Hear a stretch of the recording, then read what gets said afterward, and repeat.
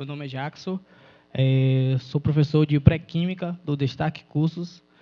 Estou aqui para falar um pouquinho da estequiometria. O que é estequiometria, né? Geralmente o aluno fica se perguntando o que será, o que eu vou estudar, para que eu vou estudar e por que eu estou estudando. Então, na verdade, antes de começar o assunto, eu costumo sempre trazer o assunto para o dia a dia, para o nosso dia a dia, para tornar uma aula mais comunicativa com os próprios alunos. Então, o que eu falo da estequiometria é porque sem ela, nós não seríamos nada. Ou seja, a química é importante para a nossa vida em todos os aspectos. Por exemplo, se eu estou doente, eu vou tomar algum comprimido, algum remédio. A dosagem do remédio foi estabelecida na estequiometria, com a ajuda da cinética química. Mas a estequiometria foi que disse, você pode tomar 2 comprimidos ao dia de 6 em 6 horas. Então, sem a estequiometria, nós não seríamos nada. Eu costumo puxar o saco, puxar a sardinha da química, porque eu acho a matéria que mais relaciona o dia a dia, relaciona nós com o nosso dia a dia mesmo, ou seja, está empregado não só no nosso dia a dia, mas como na indústria. Tudo que a gente usa está relacionado com a química. Se é uma cadeira que a gente senta de plástico, o plástico é um polímero, o polímero a gente aprende na química, então tudo está relacionado com a química. Só que a química não pode andar sozinha. A química ela anda juntamente com a matemática e com a física. E uma coisa interessante também que os alunos, vocês alunos, têm um pouquinho de dificuldade e se é só para a solução dessa dificuldade, só uma coisa importante, que é a interpretação de texto. Então, hoje em dia, a gente tem que ler bastante. Lendo bastante vai ajudar a nossa vida em todos os aspectos. Por quê? Porque em questões de químicas vai ser importante, necessário, fundamental a interpretação do texto. Sem a interpretação do texto, nós não seríamos nada na química. Então, bora lá. A estequiometria, temos aqui as relações estequiométricas. Nessas relações, eu coloquei aqui as relações na CNTP. Muita gente atrapalha. O que é CNTP, o que é CATP? CNTP é o quê? São as condições normais de temperatura e pressão que a gente estuda na química. As condições normais de temperatura e pressão são quais? Eu estabeleço que 1 mol está para 22,4 litros, que está para 6,02 vezes 10 elevado a 23 moléculas ou átomos. Por que moléculas ou átomos? Porque, às vezes, nós vamos trabalhar com moléculas e, às vezes, com átomos. Qual a diferença de moléculas e átomos? Por exemplo, quando eu trabalho com a molécula de metano, CH4, que é liberado no gás, em forma de gás para o ambiente, por diversos meios. Eu trabalho com molécula, ou seja, uma molécula de metano formada por átomos, de carbono e hidrogênio. Então, nessa própria explicação de moléculas, eu já expliquei a diferença de moléculas e átomos. Se eu trabalho com o gás oxigênio é formado por átomos de oxigênio. A gente vai ver mais na frente no nosso curso, ao decorrer do nosso curso. E esse mol está relacionado também a 1 atm, que é a pressão, a unidade de pressão que a gente usa, e a 0 graus Celsius. Esse 0 graus Celsius, a gente costuma utilizar a temperatura em Kelvin, porque é uma escala absoluta. A transformação de temperatura em Kelvin para temperatura em Celsius, a gente vai ver nos próximos assuntos. Só eu posso antecipar aqui, a temperatura em Kelvin é igual à temperatura em Celsius mais 273. Então, 0 graus Celsius é igual a 273 Kelvin. Aí, o que é que a gente trabalha na estequiometria? A gente trabalha com diversas relações. Relações massa-massa, relações massa-volume, relação volume-volume, relação volume-mol e etc. Por exemplo, eu posso trabalhar numa questão onde envolve massa relacionado com massa. Eu posso trabalhar também com questões envolvendo volume relacionado com volume. E assim por diante. Então, essas relações aqui, essas 5 relações, eu posso trabalhar com elas de maneira diferente. A questão que vai decidir determinar. E aí, como é que a gente vai fazer esse tipo de questão? Aqui eu trouxe um exemplo de questão bem comum em provas, em concursos, etc. Esse tipo de questão, a primeira coisa que a gente tem que fazer é o quê? Ler a questão, claro, e interpretá-la. Ou seja, porque a questão ela não vai dizer, a relação a seguir é uma relação massa-volume. Claro que não. A gente vai ter que interpretá-la e saber qual relação que está dentro dessa questão. Então, como eu falei, o importante diferencial do aluno é a interpretação. Depois vem o cálculo. O aluno sem interpretação e sem o cálculo não vai se dar bem. Por isso, o aluno vem para destaque cursos. Então, o hipoclorito de sódio. O que é hipoclorito de sódio? Ó o dia a dia aqui aparecendo. A nossa água sanitária, que sua mãe ou a tia usa para limpar o nosso banheiro. Hoje em dia, também temos donos de casa. Então, o seu pai também pode utilizar para limpar o banheiro.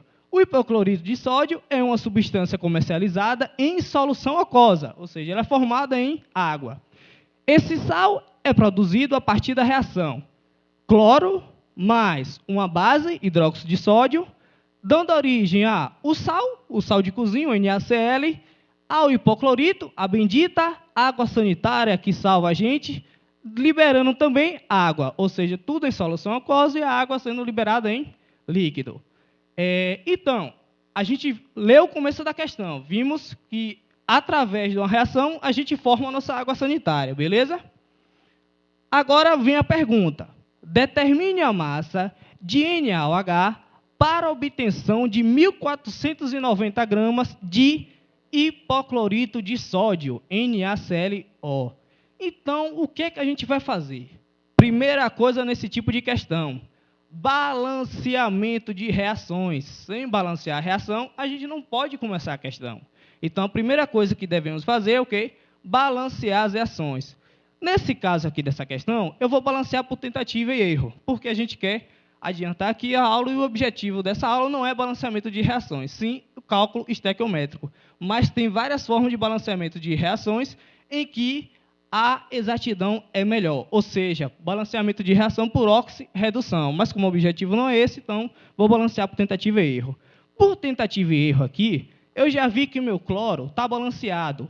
Do lado dos reagentes, eu tenho quanto átomos de cloro? 2. Do lado dos produtos, eu tenho mais 2. Então, o cloro aqui eu não preciso mexer.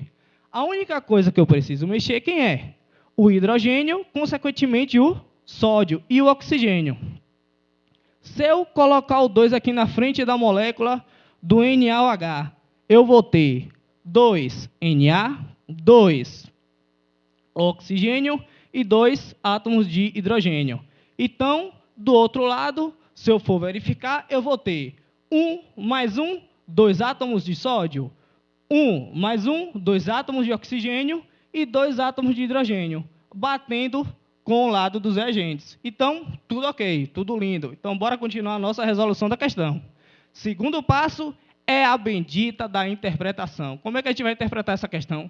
Eu costumo dar uma dica para os alunos. Eu não gosto de dica, não, mas para facilitar a vida de vocês, eu faço o seguinte. Eu costumo dizer, aluno, pare e pense. A questão deu o quê? A questão me deu a massa. Olha que interessante. Então, a questão me deu a massa. Questão deu a massa. E a questão, aluno, ela pede o quê? Engraçado, determine a massa.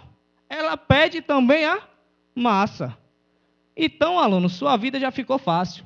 Você já balanceou a questão e já sabe também a relação. Qual é a relação? Massa, massa. Então, aqui ficou fácil. O que a gente falta fazer é o quê? É saber qual a massa de NaOH e qual a massa de hipoclorito de sódio. Só que a questão foi bonzinha com a gente. Ela deu a massa tanto do NaOH quanto a massa do hipoclorito de sódio. Se ela não desse, o que é que a gente deveria fazer, aluno? Pense um pouquinho aí. A tabela periódica. Então, através da tabela periódica, a gente conhece as massas molares. Toda a prova vai ter que dar a tabela periódica, fornecer. Se não fornecer, ela vai te dar a massa molar. Fique tranquilo. Então, a gente faz o seguinte. Descobrimos que aqui eu tenho uma relação estequiométrica do hidróxido de sódio para o hipoclorito de sódio de 2 para 1. Então, a relação de, botar aqui do lado, NaOH para NaClO é de 2 mol para 1. Então, eu simplesmente faço o quê? pego a massa de NaOH, relaciono com a massa de hipoclorito de sódio, sem esquecer dessa relação estequiométrica.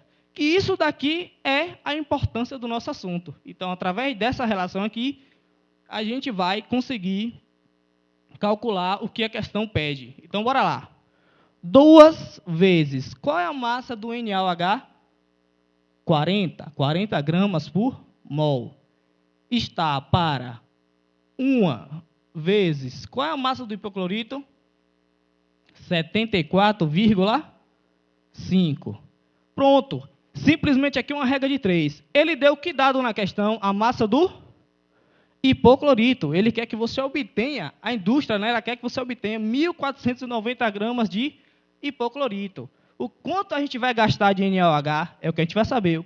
Olha o que eu falei. Quanto a gente vai gastar de NaOH é o que a gente quer saber. Então, aqui eu coloco um X, um W, um Z, o que você quiser. O que eu quero é que você encontre a massa de NaOH. Vou colocar um Y.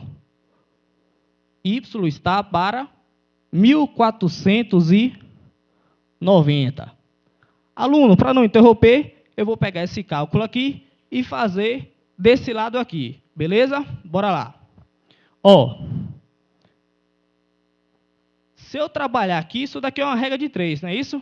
Eu primeiro faço a multiplicação, 2 vezes 40, que vai dar 80. E relaciono com o outro lado. 74,5. Y está para 1.490. Aqui eu faço uma regra de 3 simples. 80 está para 1.490, assim como o Y está para 74,5. 74,5 Y é igual a 80 vezes 1.490. Y é igual a 80 vezes 1.490 sobre 74,5. Se a gente ver aqui, a gente vai encontrar que 1.490 dividido por 74,5 é igual a 20. Então, nós vamos ter que 80 vezes 20 é igual a 1.600 gramas. Então, aluno, você viu aqui que a questão não é difícil. A gente encontrou o que a gente queria, que é a massa de NaOH para obtenção de 1.490 gramas. Então, aluno, basta o quê? Só a interpretação da questão e também ver qual a relação que nós devemos utilizar. Com isso, eu finalizo aqui essa aula de estequiometria, essa pequena aula, demonstração. Aluno, fique à vontade, matricule-se no curso Destaque Cursos e venha conferir o que a Química tenha a te oferecer.